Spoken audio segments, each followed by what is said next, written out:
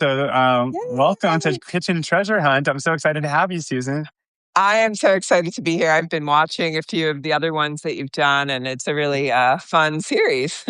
Thank you. Well, you've been like my perennial guest. I mean, you've already been on my podcast. You've been on my temporary book club that only lasted 2 books, and now you're on my Kitchen Treasure Hunt. So, thank you. And I'm so excited You're also to welcome. talk about your wonderful book, Veg Forward, which I Yeah, have to thank tell you. you, my friend borrowed it, so I got it back the other day, and I was reading through it, and it inspired my dinner the night that I was flipping through Oh, it because I'd never roasted beets like mm. in cubes, like Yeah, yeah, yeah. because you have a recipe in here for a hash. So I roasted it with sweet potatoes and onions. It was so good, and I'm gonna And then never cook beets a different way again. I know it's like because most recipes for roasted beets are really steamed beets because they're just in Yes. a foil packet and then it's just a way to peel them. But and so you're not diluting them with water. But when you actually have them or quarter them or you cube them, you're getting some of that caramelization, which I think really adds a lot.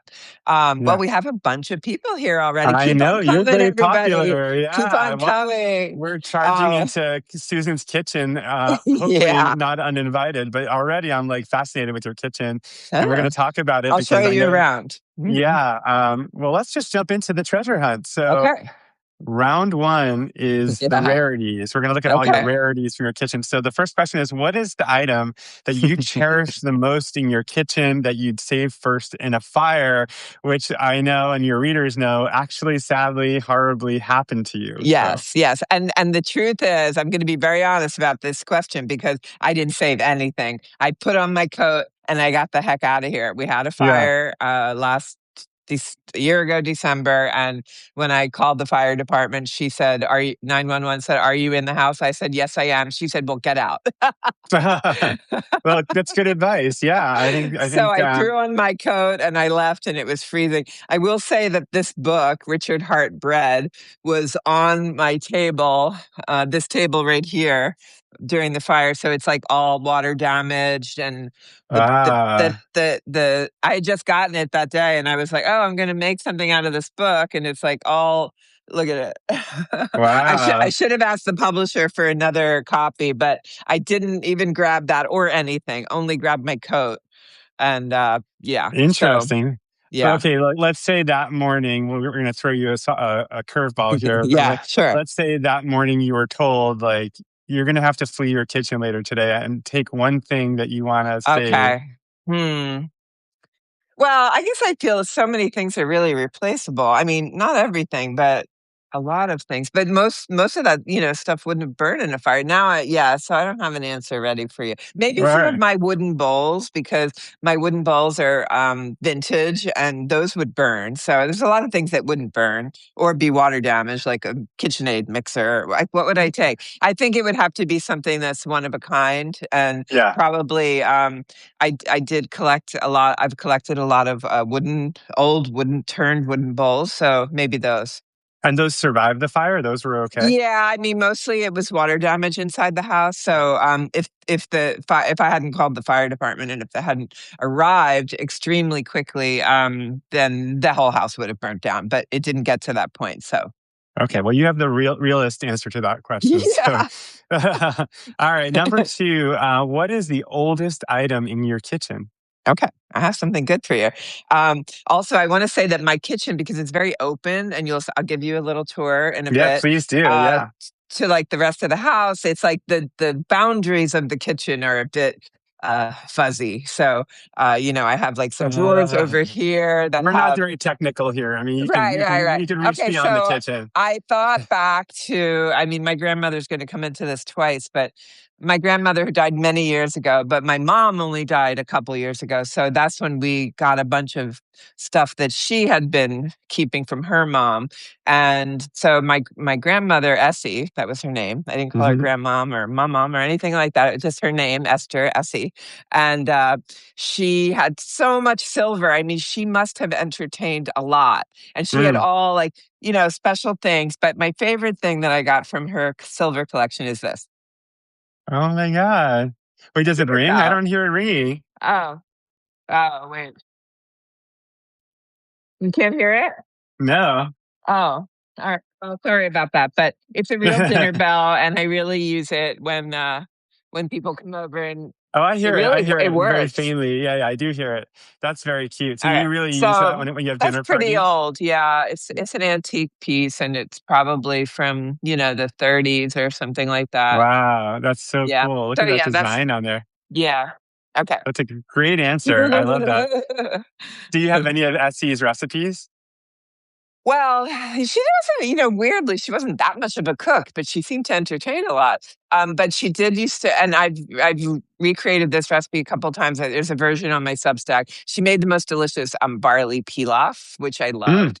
And she also made a really good pot roast with what I used to call as a kid leather potatoes, where like the potatoes would be half in and half out of the broth. So the part that was under the broth would be very soft, like, almost a mashed potato. And then the other part would get like kind of leathery and Mm. chewy. And I love those potatoes. Yeah. Wow. Okay, that sounds Yeah. good. So not Uh, her barley pilaf is one thing that I did say, how do you make this? And she said the secret was toasting the barley for a really long time till it got like a super nutty flavor.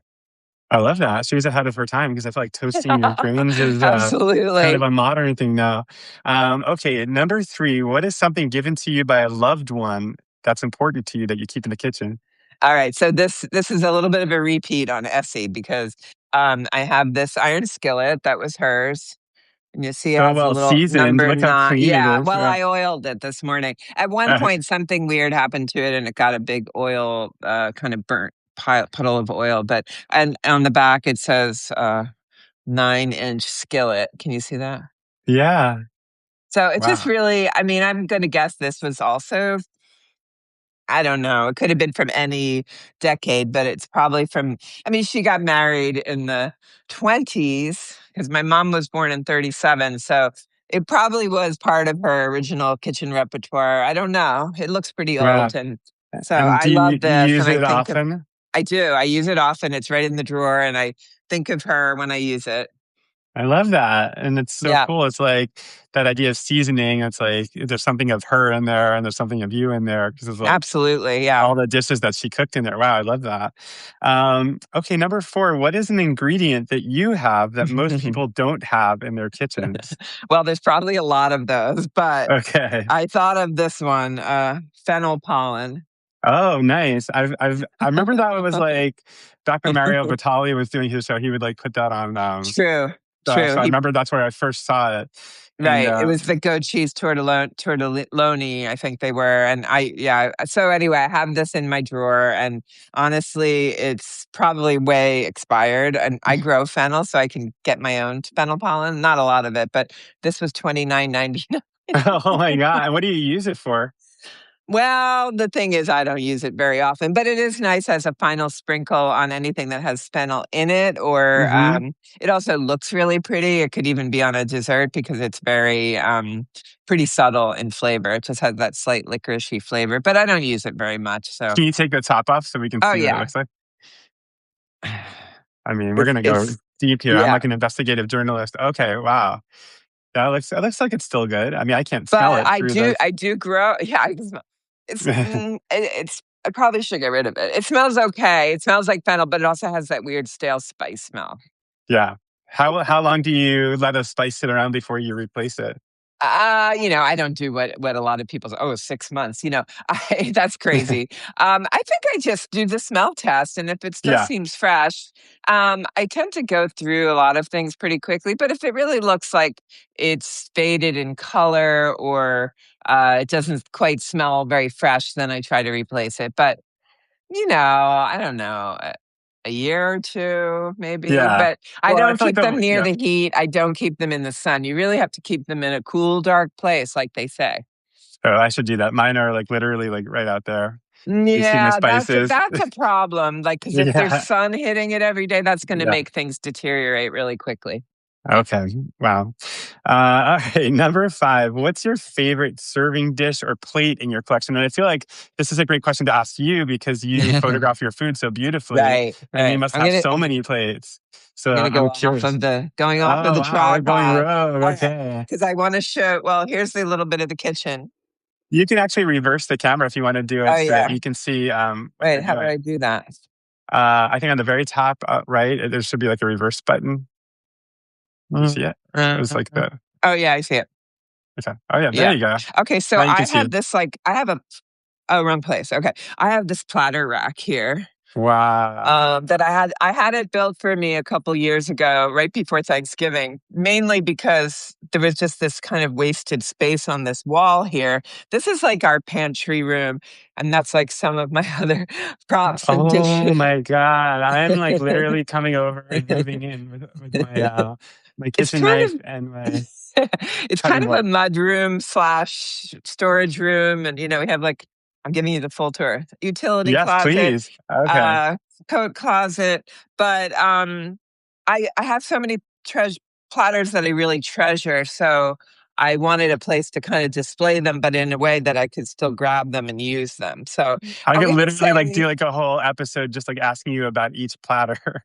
well, That yeah, is so I could, cool. because that's the cool thing about collecting things is that you do remember where you got each and everything. So I was just imagining myself like dropping this. So this is Please don't drop it. a ceramicist named Makoto Kagoshima, who's really amazing, and I've ended up collecting quite a few of his pieces over the years. And Wow. but that was my first one. Wait, I'm going back again. Okay. So What's the I have multicolored this like one. flower one on the left Yeah, right well, there? Where's that? these are all his. So, Wow, I and love this is it. he uses animal themes a lot too, and this is a really big one. And this was one of those things where I collected, and then they went up in price like dramatically, and they're just not that available. He used to have a store that he sold through in Venice, California, but I don't think they don't exist anymore, and I don't really think he sells anywhere in the U.S. He has like a gallery in London, and you should, everyone should follow him on Instagram because his ceramics are so beautiful. Makoto Kagoshima. I'm going to like And log off right now and follow him and buy all of his stuff and like anyway, go I just bankrupt. Yeah. really love his stuff. And if you look in my books, I'm sure I've used that platter in every one of my books. And they're just very unique and they're very whimsical and they make me really happy. And food looks really great on them too. I use And them. are you like cautious like to like not put beets on them or anything that would No, stain this? nothing stains them. They have like a final glaze. They're not matte. So I've never had any issue with serving on them. Wow, this is the first episode where I feel such envy that I'm like kind of speechless right now. So I need to move on to the next question because I'm super pumped. Just come over Yeah, and those are enjoy. gorgeous. Oh my God. Yeah. Okay. Well, that was the rarities. Now we're going to go to round two, the everyday, the more like Okay. normal stuff that you use. And my first question was written just for you because you take such beautiful pictures of your food. And so I want to know what kind of camera do you use for most of your food photography? Well, I don't want you to be disappointed, but one of these. I knew you were going to say that, but even like for every project, you just use your iPhone, no matter what it is. I do, because learning to use an SLR and having to deal with the files and all of that stuff. I just take Did you do the pictures with. photography for your book? I did. All of this was taken on this exact phone because this is my second phone. Look how I have. beautiful! And Yeah. this is just. And do you have secrets of like how you make it look so good? Like, do you use like Well, I mean, settings? I can share it. No, no. Yeah, every picture in this book was taken with the iPhone. And so, Wow, yeah, it's when I incredible. got a new iPhone, I just kept the old one so that I could continue to use it for photography. Because sometimes I use two at once too. Now that I have two, I might have one on a tripod and another getting a low angle so that if I'm shooting a video, I've got two angles at Wow. once. But it's mostly like lighting, composition. It's just, I mean, this will be a little tip for anybody who does want to know how to shoot better. I would say if you have a plate of food, like walk all around your house till you find and keep taking pictures. Because you can't. A lot of people maybe can't tell with their bare eye. Is that the word?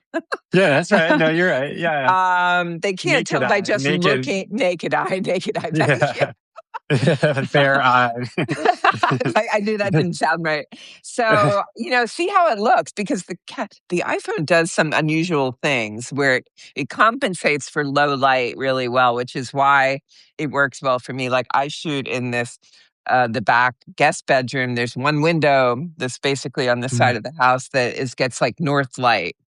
And Oh, interesting. Okay. that north light just coming in on a dark surface is how I take a lot of my pictures. And then at the Mm. end, there's certain times of day I also have like a marble over here in front of a different window, and that one works. That's what I'll use that if I'm shooting a reel and I just need to keep running back and forth to get like tight shots because the light's better there than here. And is north light better than southern light? Well, it just depends what you like, you know? I mean, Southern Right. light is strong and bright, and This North is light southern is light here. I just soft. realized. Yeah, No, it my really depends, and it can be different in any room, but it's North light is tends to be a softer light that a lot of artists and photographers actually like. wow. Okay, I did not know that, so that's Yeah. cool. All right, number two. What is your go-to plate or bowl when you just want to grab a bite? That's not a Okay. beautiful platter on the wall. Well, okay. So because we have such a prop collection, and both my husband and I really like to collect ceramics, and since we've been together, we just buy things because first of all, it is kind of like a work expense for me because I do use them. But we always buy two or maybe four of something so that we can also use it. Like I never buy just one bowl. We'll at Mm. least buy two because most of the time, the majority of the time, it's just the two of us eating. Mm-hmm. And so at least we can enjoy them. So these bowls, even though they're expensive, Mm-hmm. these are from H HW Wertz, Wertz, WR, the Danish potter, ceramicist, and his son. And, you know, they sell these only at a couple stores. One of them is RW Guild, Hmm. Roman and Williams Guild on Mercer Street and Howard Street. Oh, And okay. another one is a place out here called Monk 13 that has all these beautiful things. So I'm not sure they make this exact shape anymore, but we eat out of these almost every day. Like if I make a salad, I really love it in this bowl or even a big soup. Like we just love the shape and we really enjoy eating out of them. Like if I make my tofu bowl, it's in here. And yeah. That's So great. I love that. And it's actually kind of like an investment to get a bowl like that because it's like you spend this kind of money to go out to dinner. So why not like make your everyday eating life absolutely. wonderful? So that's Absolutely. great. We always joke restaurant quality. Yeah. I'm Like gonna like what is that?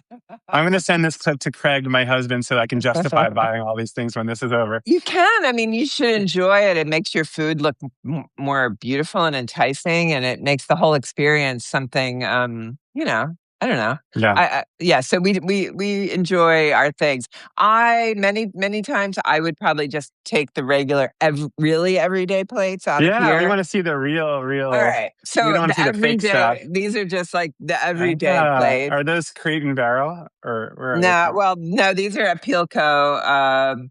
These are both Apilco, which is, you know, a French brand. And both Oh, of I these love I that. bought when we were shutting down Martha by Mail many years ago Hmm. when I worked at Martha and we had the catalog business, which some of you might remember. Do you encourage people to drop any comments or Yeah, questions? you've been getting Okay. some comments. You Oh, got one above. I have to find it, but you got a hello. oh, okay. So anyway, these, you know, I've had them for years. They're really sturdy. They work really well. And also these, I was so happy that I did it. I got 12 of them when I got them, and it was sort of like a yard sale at the office. And I got 12 of them so that, like, if we do have a bigger group, I always have enough of the one plate. So And we use white them is a lot. great. I mean, white is sort of like the go-to for food Yeah. photography, right? Just because the food pops the most. No, not necessarily. I actually like What do you know about darker. it? I don't think white is, I mean, I do use it, but I probably prefer a darker plate a lot of Really? That's times. so Yeah. interesting. I Mhm. hadn't heard that. I mean, look at the Uh, book. Look at this bowl. Dark. yeah, Everything it sets things off, you know? right. So the white, yeah, and then I have these really old Crate and Barrel bowls in here, which Okay. we don't have that many left anymore, you know, just like a soup I bowl had or those. whatever. Yeah, mine fell Yeah, apart. I don't think But they make that shape anymore. okay. Well, I could just talk to you forever about all this stuff. But all right. Number three, what's something in your refrigerator left over Ah, from your last cooking session? okay, here we go. You want to see what's in there? Yeah, let's see what this. Oh my God, we get to Um, go inside your fridge. This is that's such a sure. cool fridge. It's built into the wall. Oh, yeah. Oh So I my have a gosh. lot of things in here that are left over, and they're very disparate. So these are, I made jerk chicken yesterday or over the last couple days. So these are two of the sauces. This is from a recipe Yeah. in My Jamaican Table by Andre Fowle, I believe his name is. And Okay. this is pistachio creme anglaise. It's not Oh my strawberry. God. I love that. That sounds so good. I Yeah. love pistachio. I mean, there's a lot in here left over from my last cooking session, Do you want but to those are the adopt me by any chance? sure. What Okay. else? I mean, I have some herbs. I have some dill. I never finish dill when I buy it. I Wait, wish you show could us buy your milk on the top shelf. I want to know what kind of milk you use. Oh, Skim Plus. Okay. I And whole like that milk. in my coffee. I don't know what to Okay. tell you, but and then Yeah, I this put is, on I use almond milk in my smoothie. And then yeah. this I had because I was making the creme anglaise and I was making also a Dutch baby. I did a big cooking session last week, so I had a lot of different things in there, and then a lot of It feels like leftovers. you're an adventurous cook. Like when you said earlier that the book that almost burned in the fire, like you were going to make sourdough bread, and now you made jerk chicken. Like, do you just sort of Yeah. jump around and cook things from different cookbooks and whatever Well, inspires you? lately, I there were so many great spring cookbooks that I really wanted to cook some recipes out of them. Plus, I also wanted to help shine a light on Mm-hmm. the author. So I don't usually do so many newsletters devoted to cookbooks in a row, but I've done a bunch this spring just because there were people that wanted to highlight, like Adina Sussman, and now Yeah, yeah. this book, which I have to tell you. Andre Fowles. I don't know if I said that. This book is the one. This is going to be featured this week on my newsletter. And Oh, don't it forget, looks I think good. there's a subscribe button right at the top if you want to subscribe to Oh either one yeah, of us. subscribe for sure. So this book, as you can see, has a lot of tabs in it. Is that how you do it? Do you put the little stickies in like your books when you read through them? Oh That's yeah, smart. yeah. And then I can get right back. And so there's this book is like really inspiring for especially summer cooking, but winter cooking too. And I was surprised at how many things I wanted to make in here. So I yeah. love that. So And that's with for the jerk. anyone, Yesterday with jerk, and it came out great. I'll try to make that. I love that. But Mhm. for people who've written cookbooks, it's so meaningful when someone like you, or maybe me, like makes something from their books and writes about it. Because it's Yeah. like you write these things and you put them out in the world, and you're like, everyone's gonna go crazy, and then you just wait and you wait and you wait. Okay, number 4. What is Okay. something in your kitchen that you never use, but you can't get rid of it? Yeah. Okay. So I really had to think about this last night, and I was like, okay, so I don't remember when I bought this. I probably, there was a bunch of years where I was asking, like when my parents still gave me like holiday gifts and stuff like that. I would say, "Oh, I'll just give me a piece of copper," every year. So there's a Huh? lot I have that are useful, but this is a Wow. fish poacher, and I've never used it. In fact, when I opened it, it was in my bag. I think I tried to sell it at a yard sale. It has a price of $16. And then inside I found something else I never used, which is this. Oh my gosh. What is But look, that? it's absolutely brand new. It's still got the paper in it. How often do I really poach a fish, So, and these That's are worth like amazing. hundreds of dollars now, so I can't really get rid of it.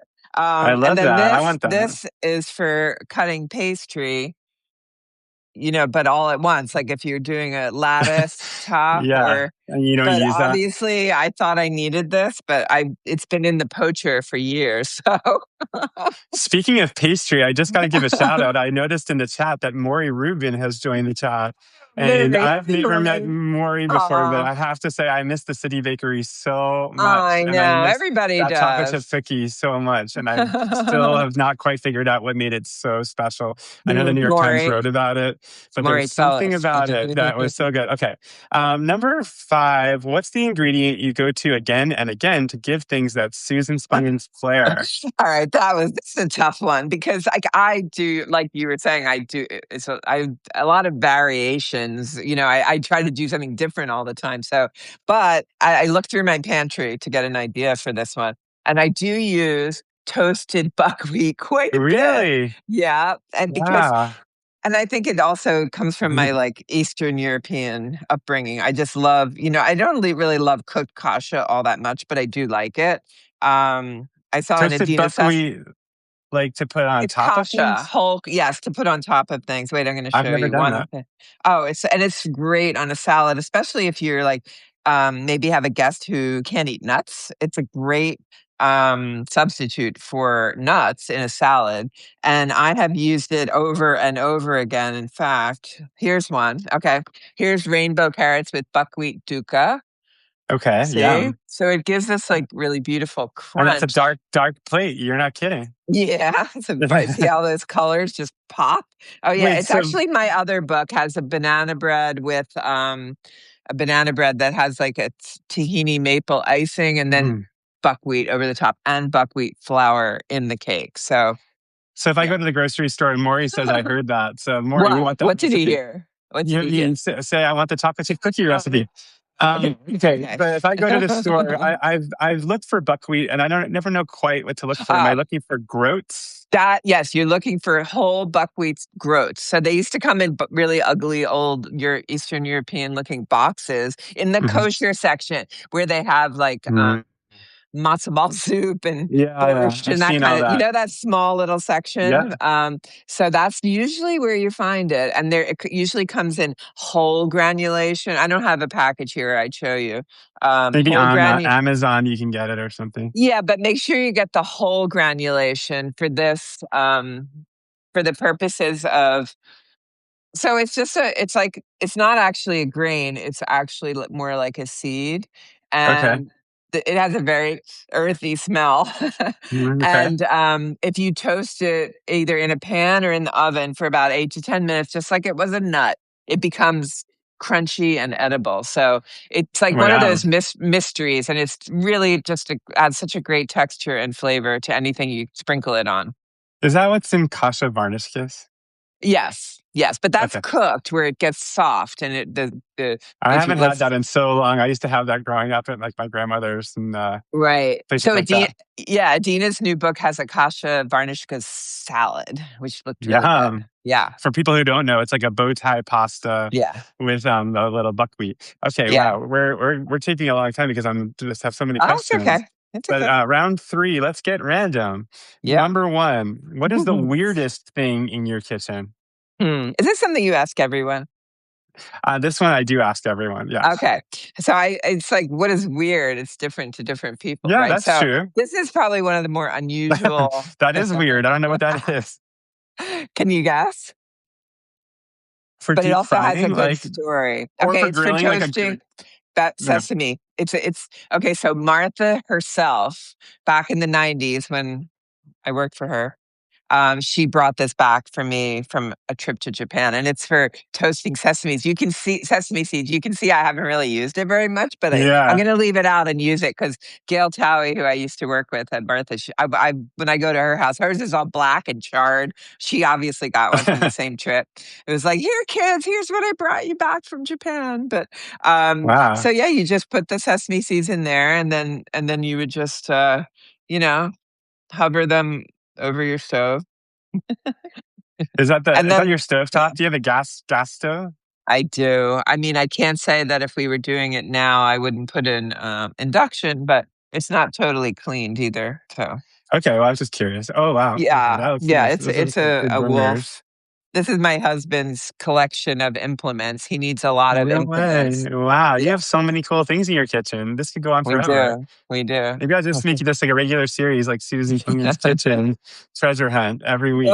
Okay, number two. Do you have any art hanging in your Oh, kitchen? all And if right. so, what is it? Well, we don't have any walls, so as you can see, we Wow, just the mostly view is have art enough. windows. Yeah. We mostly have windows, but there is one thing, and it is kind of food related, so it's right here. Wow. And we And got that at an antique fair. I just really loved it. It's yeah. so cool, old watermelon painting. So that was what mostly my husband gets to be in charge of art, but he let me have this. Yeah, I like And then that a over lot. here we have a photo of Bob Dylan. Oh, and why are you just a big Bob Dylan fan? Oh, We are, but shoot. yeah. It says your connection's Okay. unstable, but you're So back. You're yeah, we back. don't have. Oh, Oh, I think you froze for a second, but let's see if we get you back. Can you hear wait, me okay? okay. Hmm. All right. I think you're back. You're back. Okay. Number two, number three, do you keep any cookbooks in your kitchen? If so, which ones? Well, not in the kitchen because there's no bookshelves here. Are we going for a tour again? Yeah, let's do it. All This right, is everybody this is wants like to see, rogue I'm sure. filmmaking. Oh my God. We do So want to see your cookbook sort collection. of. Well, it's all over the place, and I have many, many, many. You're going to see my messy desk. So there's a bunch Oh here my above God. my desk, but this is just. I don't have like a real. Look how messy it is. I just I'm shoved just like things studying here. all the titles. Yeah, these Yeah, are so all so here I good. would probably keep my books, some favorite books, like I've got Claudia's book, Angelina, or really like this is a really, really old one, but it's very inspiring. The So these Taste of might be France. like Yeah, recent books of people that I like, and then you've got a bottle of Evian spray here, like the flavor, like something I might actually use for reference, but I rarely do. That's a great book. flavor thesaurus. Yeah, Books written by friends, like this one, written by Maya Indian food. Kaima. Zoe's book, Cucina Povera. Jesse's, Wow, but Hot Sheet. I don't often use books, but this one I use though. I love this book by Rhea McClenny. Does anybody know this book? You make it must get this Japanese. book. You must That get looks this book. great. Look at all the tabs. Oh my God. Do you ever do digital books? Like I've been doing Kindle cookbooks lately No. because I just have so many. No, you get the real And then thing. there's more over no, because I just don't really like the experience of Yeah, navigating I them. So agree. then I have I'd other rather have a books book. here. What are those black Uh, ones? Dinner with. oh yeah, these are two really cool books that are I think more or less out of print. Dinner with Jackson Pollock and Dinner with Georgia O'Keeffe. Oh, that's so cool. So there's a bunch here. They're all over the place, to be honest But with these are you. like and then is this where you keep more of your vintage books? Not necessarily. A lot of my really vintage books are in the city. Okay. Um, because I have way a lot all the ones that I used when I was really learning to cook, like in the 80s and 90s. Whoops, I turned off the Boom. phone. Oh, there we go. Okay. You're back. Sorry. Yeah, because I No, put that's it fair. back. What was your gateway book, or like what were the ones that really got you started? Was it Julia Child? No. Well, it was completely opposite. I mean, I back in the day I had a lot of like I always loved Italian. I mean, these books are out of print and the cookbook landscape was very different, but I loved like I used Bujali. Okay, I'm forgetting his. What was his first name? Anyone? Anyway, so maybe I had I don't really. Well, that's going to be a different tour, a different day. But Okay. I really loved Viana Laplace and Evan Kleinman, who now has a podcast. They, in their early days, wrote this one book called Cucina Fresca that I just Uh-huh. absolutely love. That one was kind of life changing for me because it was so simple, and I was like, "Wow, this is like you almost didn't really need the recipes for it." And it was sort of a revelation to me, and it sort of helped me learn restraint. Mm. I'm Yeah, gonna look that up because I've always been curious about Evan because when I lived in LA, she was such a right. obviously and still is such a huge figure there. Okay, Yeah, we have to keep this moving along. yeah. Okay, number four, show us your guilty pleasure snack or dessert item because All everything in right, your kitchen is so beautiful. I'm so glad I asked this too because it's like so far everything is exquisite. We have fennel pollen, we have all platters right. from Japan. We I'll want to show see the you. nitty gritty. We want to All see right, I got it. the Twinkies, the Yodels, the ring dings. Yeah, I got it. All right. Okay. Well, this is a good chance for me to plug my upcoming cookie book because, we Oh always yeah. have a little collection in the Uh, freezer of some leftover cookies. I have a cookie book coming out in the fall, everybody. But so my husband mostly, he'll have one of those for dessert shortly. yeah. Me, I'm trying to take off a few pounds, so I'm not eating cookies right now. Me too. But Me too. I love these. What are those? They're popsicles. This one's chocolate, and they have a chocolate crunch coating. And Yeah. the salted caramel is really good too, and the vanilla is not bad. But these are good because they're really not like they don't have any weird ingredients. It's actually like yogurt. It's not like that stuff Nix that is like a Mm. I won't say Well, what it that's a does. great product for me to go look for because I love a good ice cream treat. And also in Yeah. Brooklyn, where I live, like the ice cream, if I go to Van Leeuwen or something, it's $9 for like a single Oh my scoop of God. ice cream. So I'm better off just buying that. Yeah, and then it's That's a got portion. I like to buy it in pops because then it's like portion control yeah. built in. You're gonna sit on Yeah. the couch with a giant or a pint of ice cream. And okay, number 5. Do you have a favorite utensil? Now I heard there were people who were confused by this one. Yeah, there were, and I think I'm confused too if a utensil means something that you eat with or it's like a tool that you I cook think with. it's both. I think a Yeah. kitchen utensil or eating utensil. Anyway, this one kind of does both. I don't really eat with Oh. it, but so this is a very simple spoon, but the shape is so awesome. And I bought this at a flea market on the street when I went to Amsterdam.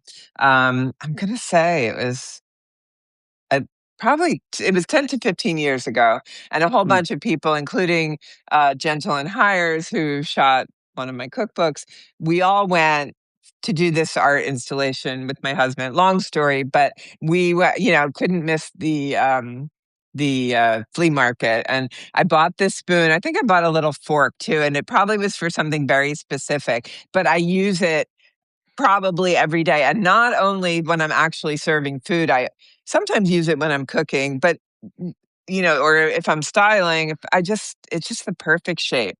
Isn't that fun when you buy something just to buy and then you end up using it? Like I have, Yeah. I don't know where I put it, but I bought these like tweezers from now serving in LA. uh, And I was like, I'm never going to use tweezers, but I use it all the time to like flip things open the yeah. skillet. No, So yeah, tweezers are great. So that spoon, we call it the spoon because we say, well, what do you want? The spoon. the Are they, spoon. are your cooking tweezers like these? No, Or I'm are going to they find like that. I think that might be in the or are dishwasher. they like this? Uh, they're neither. Where are my tweezers? I think Craig did the dishes last night. So Don't worry about it. I don't know where they are. I think it would be normally like, do you keep everything like in, oh, here they are. Sorry, it's actually worth showing because they're kind of iridescent. Oh, yeah, yeah, yeah. Yeah, and Oh, these yeah, are so they're great. somewhere in between, but these are even a bigger one and less Yeah, likely to scratch your pan too. But but it's so yeah, great. I mean, I just love using this to I flip use them things. all the time. Okay, we're going to go to the drill Yes. now. We're going to drill Okay. you on the products that you use. And it's funny because in your new book or in your book, Veg Forward, you give a shout out to a balsamic vinegar. Oh, And I'm yeah, going to ask you about vinegar and I I'm just have going to it look that here. up. Yeah. All Um, right. you have a comment from Mm. Allison Davies. My carved left-hand wooden cooking spoons from Peddler's Fair, Haley, Idaho. We got one every Christmas. I got the left-handed ones lost in my fire. I can relate. Hello, Susan. Loving this. Well, Oh, that's so nice. I'm thank sorry you, about the everyone, fire. for coming All right, so and the drill for staying and staying. yeah, staying. You're a great guest. Okay, so Yeah. let's start with your olive oil. What is your go-to olive oil? Well, I gotta say, I don't really have one because olive oil is so expensive these days, and people send me a lot of olive oil. So, Mhm. if it's just for general cooking purposes, I tend to buy the one that's on sale. Okay, I know great. that's not a great answer, That's but I honest. We also want to know get the sent a real. lot of oil, and Uh, these are two really good ones that have been sent to me more than those are once. nice. Brightland and this one called Wonder Valley, and this is just such a gorgeous bottle. So, and I love that it's opaque so that uh it doesn't the light because there's a lot of light in here, and light is Yeah. not is sort of the enemy of olive oil. So it's Well, okay. not a great answer. I don't have like the brand. No, it is a great answer because honestly, that's good to hear. Because for those of us who aspire to cook like you, we think we have to buy the $40 olive oil to cook with every day. And it's like maybe, I mean, can you show us like an everyday oil that you Yeah, use? yeah. Well, actually, I put I put them in the Graza bottle, even if it's not Graza. Oh, But okay. I have like That's this like one. having the Aesop soap bottle and putting in Mrs. Myers. Like, Yeah, I mean, this is the one I most recently bought because it was on sale. Botticelli. Okay, this Um, is great. I love that. it's fine, and I do tend to use it a lot for sautéing, even though people say you're not supposed to, but it's just easier for me to just use the same oil. So I try to get one at a good price that I can just use in the kitchen, and then this is what I would consider a finishing oil Yeah, instead. Yeah, that's good to hear.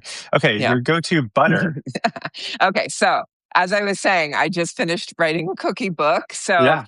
my idea was to be as, consistent with my recipes as possible. So I really always went for the basic supermarket brands, which honestly, Land O'Lakes is what I have used for years for Hmm. baking because, as a recipe developer, I don't want to, use something that either is going to be different than what most people are going to get or, behave differently or whatever. And during the whole process of writing my book, I would go for Land O'Lakes for the most part, and then but if Breakstones or Cabot or any of the other basic supermarket butters were on sale, I've Mm. become very price conscious in the last couple of No, years. I So get it. Yeah. a lot of people go on about Kerrygold, but Kerrygold is not very hard at room temperature. So that's really going to affect like shortbread and other cookies. So even though it might taste great and at home, look, if you know how butter is going to behave and you want to use Plugra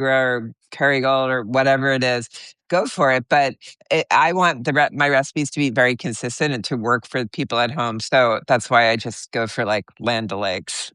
I do Land O'Lakes too. That's my go-to butter. So Yeah. we're in Yeah. sync.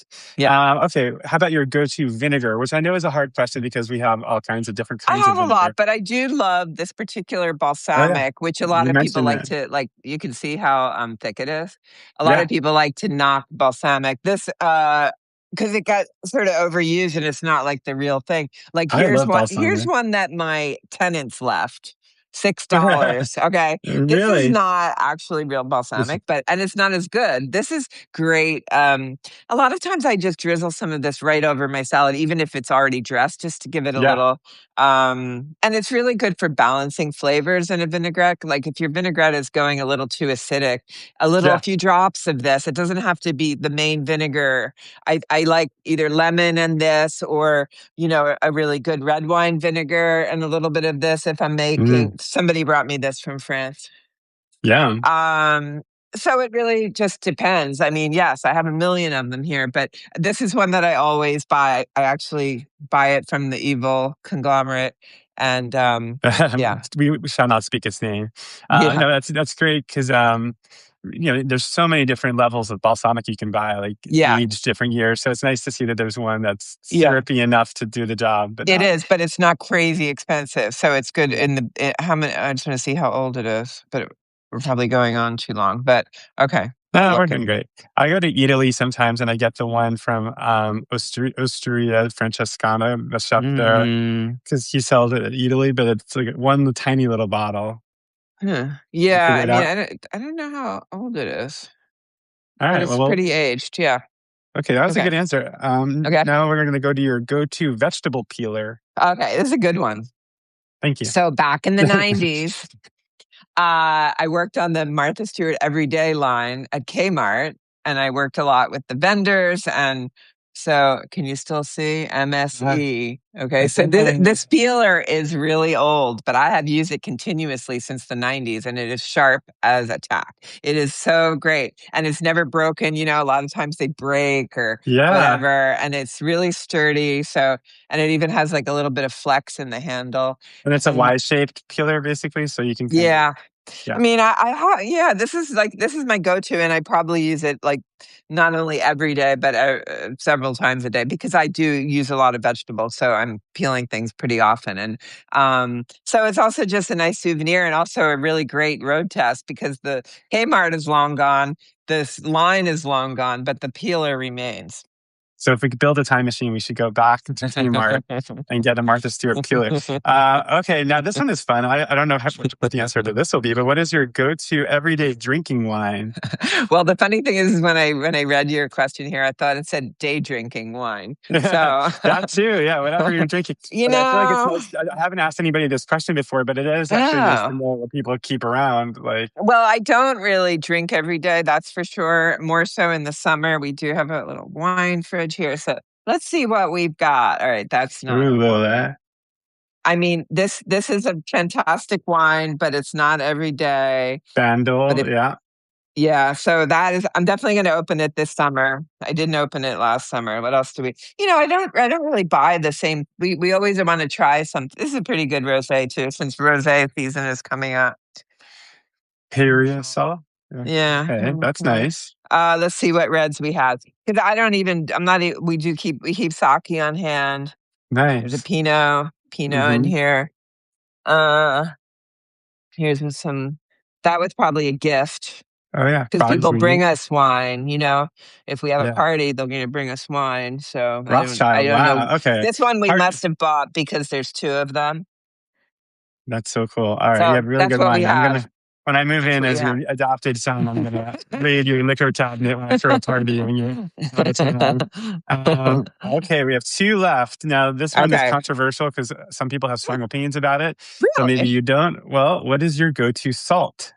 I just assumed everyone felt the same way as I do. Okay, so Diamond crystal. diamond Yeah. crystal is my main squeeze, and then of course for finishing. So I keep both of these out in bowls, and well, actually uh the flaky salt I keep in here, and then we have another bowl of it on the table because if you're going to use salt at the table, we would use the Malden, I to have I finish have as a finishing salt. a dirty secret about the salt on my table, which is that I have it in a Oh, beautiful little bowl, the Malden finishing yeah. salt, but I never replace it.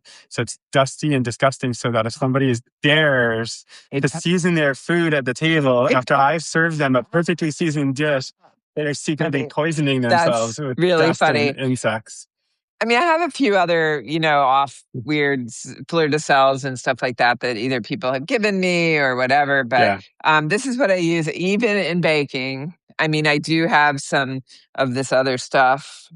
If I'm doing a recipe where I'm Oh like, yeah. oh, I it have that. really needs fine salt, but Right. I really in my cookie recipes I use this in every recipe because I like getting those little hits of salt when you bite into a cookie. So I don't see any problem. I don't. I love it. I think Yeah. salt is like the baker's. I feel like this trend. I just made Samin Nosrat's banana bread. It Mm, had 2 teaspoons of kosher salt in it. I was like, that that's is a a lot, lot. That's a but it's lot. like weirdly like salty, and there's malt and sea salt in the top too, and it was like cinnamon and sugar, and I just love it. It's like I can't stop eating it. So Okay. Well, I something will to go it. out on a limb and say that I think some younger bakers use too much salt. Okay, Because wow. it's like trendy and they're like, oh yeah, salty, salty, Shots salty baked fired. Oh my goods. They're god, this just is like gonna go go. crazy for salty baked goods. But I think you have to still be a little careful with it. And I don't think, again, I'm going to say something controversial here. I don't think using salted butter makes your baked goods taste better. It's salt that makes your baked good taste better. So all these people say, oh no, it's so much better with salted butter. I don't really buy it. It's just butter with Mm. salt in it. So anyone that This disagree, clip is gonna go come on, viral. This tell is me. huge. Yeah. I know I'm going to start a hot take series, and I that's love that's it. one I of love them. it. Yeah. And the final question for everybody, and I know it's not that exciting, but I find it interesting, is what is your go-to dish soap? Okay. This one, a Yeah. method, just because Okay. supposedly it's better for the environment. I don't know. Anyone know out there? Tell me if it's better, but it's Huh. supposed to.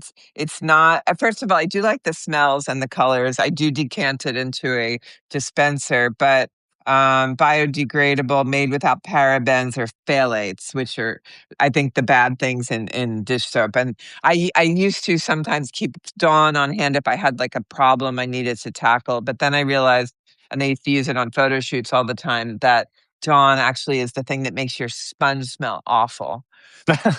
It's Oh yeah, not, I think you're right. Yeah. it is. So if you use Dawn and your sponge always smells and you wonder why, stop using Dawn and see what Well, I happens. just lost my sponsorship from Don, but oh well. Well, Susan, this was a blast. You asked me at the beginning like how long this would go, and I said 30 minutes, and we've been on for 48 minutes. But Whoa. And we've only gained more people. So thanks I everybody for know. coming. Yeah, this was fantastic. And I'm going to post this on my Substack so everyone can watch it.